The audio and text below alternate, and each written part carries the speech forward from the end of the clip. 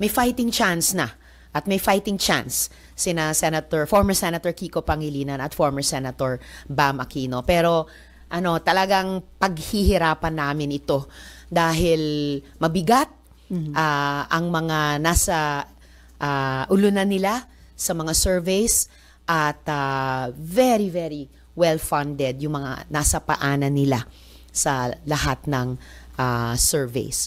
So, paghihirapan namin ito, but it will be worth fighting for, to give not just Senators Kiko and Bam the fighting chance, pero yung ating mga kababayan na makapagsilbi sila sa ating mga kababayan sa 20th century, sa 20th Congress Senators. Huwag po tayong bumalik sa 20th century. Manatili po tayo sa 21st century.